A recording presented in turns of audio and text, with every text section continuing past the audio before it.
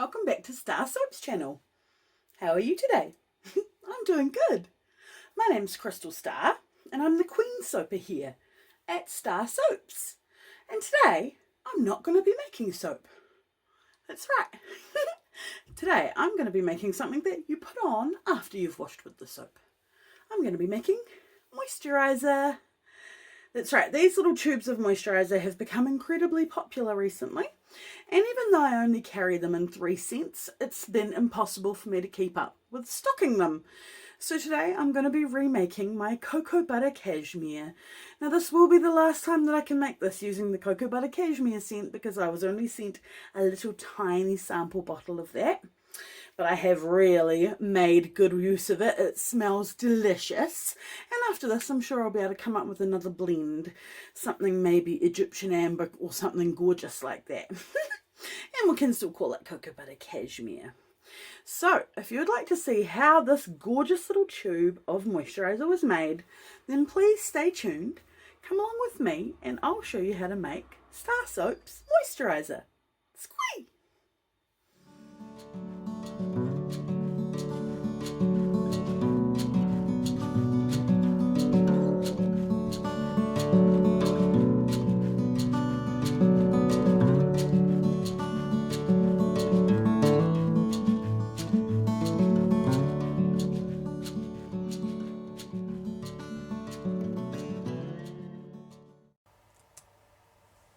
Okay, so we have our oil phase and our water phase for our moisturizers. Our oil phase has some lovely calendula infused oil. That's what that bright yellow oil is in there. And our water phase has some coconut cream in there, which is why it looks white and already kind of looks like moisturizer. In hindsight, I hadn't realized at the time, this was my first time adding a cream of any kind to a moisturizer. It did seem to cause my moisturizer to thicken more than I had planned or more than I was used to, and therefore I had a little bit of trouble when it came to filling my tubes. My little trick of using the funnel with the pipette attached to it just didn't work as well when the moisturizer got so thick and it wouldn't fluidly run down the funnel, as you're about to see. So I really did end up scratching my noodle about it and decided to invest in a large syringe, a syringe that holds 100 mils, which is how much I need to fill 2 tubes, I think. It might just be one, it might be 100 mil tubes. Anyhow, I also got a pipette and modified it and attached it to the end of said syringe, and that worked really well in a pinch if my moisturizer gets really thick, to be able to fill these tubes. But shortly after making this batch, I made a batch of rose moisturizer, and that was thin and went straight through the funnel without any problems. It didn't have any coconut cream, it did have rose water. So that's something to keep in mind. And in the past I've used aloe vera water and it was also fine. So that's something also to keep in mind. So I'm just going to make sure that my oils and my Polar Wax, or E-Wax as some people know it, have melted together and are all at about the same temperature. Now I'm going to warm up my coconut cream and my distilled water and just try to bring them to the same temperature, or at least about 10 degrees within range of each other, so that when I bring them all together it won't be a shock, because this can also cause things to thicken up if you add cold water to your hot oil, and you'll end up with a cream that turns really thick and it's like you're panicking to get it into its containers. So by having everything at about the same temperature, it really helps with that.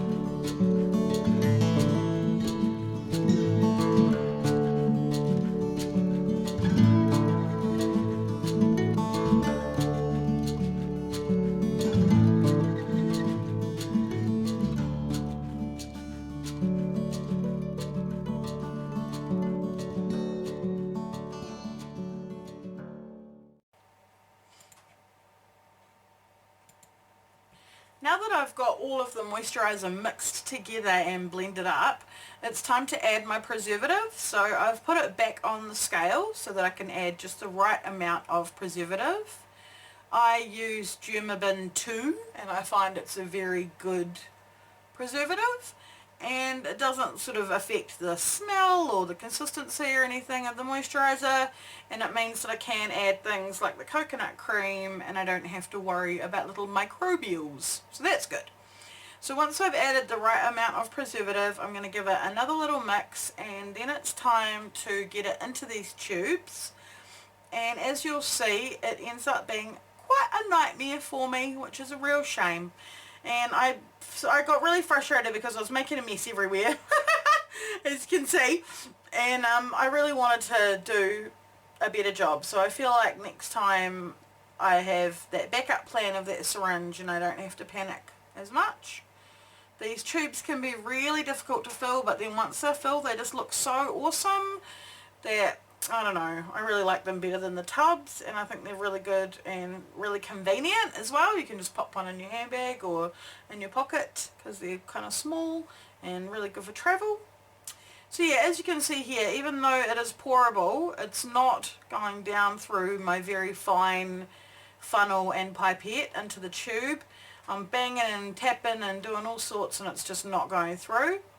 I'm stubborn, so I pour more in, somehow thinking that maybe if it has more weight behind it, it will go through, but it doesn't want to.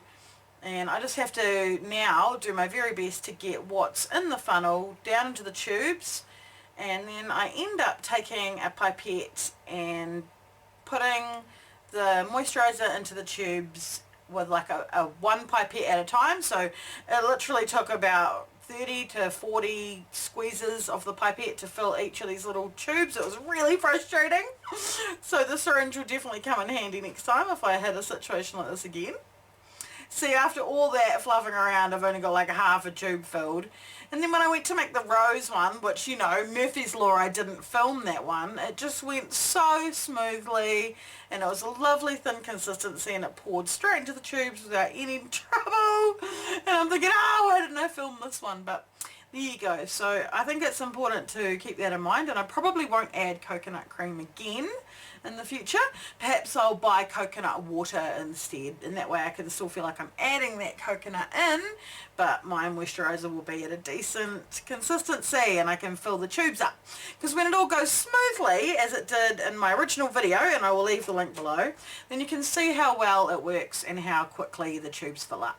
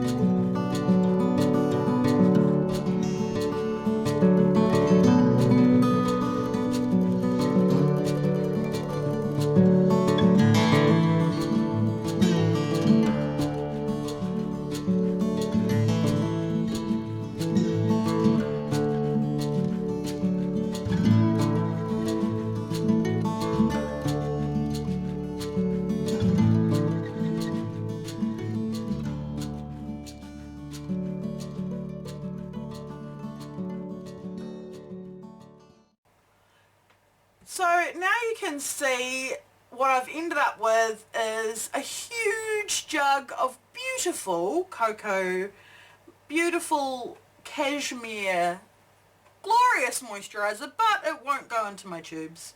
So I have to once again practice patience, and I use my pipette and I fill the tubes up squirty, squirty, squirty at a time.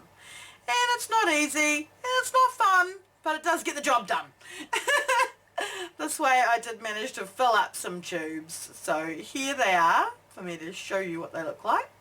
I've got some little sample containers here of my moisturizer, and here are the final tubes of moisturizer. We've got the cocoa butter cashmere, but we've also got the rose here for you to check out. This is my cocoa butter cashmere moisturizer. I really love this stuff. It is such a beautiful scent. I will have to try and look into maybe getting some more of it. I don't know if I should order online from overseas or try and find a local supplier. Here is what the moisturizer came out looking like. A beautiful white colour. It's a lovely thin lotion that absorbs easily into your skin, and it leaves you really nicely scented, which is really good. So I'm just going to show you now how it goes on. It glides on beautifully and it rubs in really quickly and smells gorgeous. I really, really love it. So I really do hope that you enjoyed watching me make it, and I will be offering the recipe for sale if I get enough interest. So send me an email or leave me a comment below. My email address is starrsoaps@gmail.com. And I want you to see here that I used a rose tea, so like my rose petals soaked in water to make this rose moisturizer. So it's a slightly beige colour because of it. And I thought that was very interesting. The tea was a very red colour, and I almost thought the moisturizer might come out pink, but it didn't. It came out beige. It doesn't matter when you rub it on, it still soaks in beautifully. And I actually think I like the rose smell better, but that's just my personal preference. Well, I do hope you guys liked watching this video, and if you did, then feel free to hit that subscribe button and become a member of the StarrSoaps family and feel the soapy love. Bye!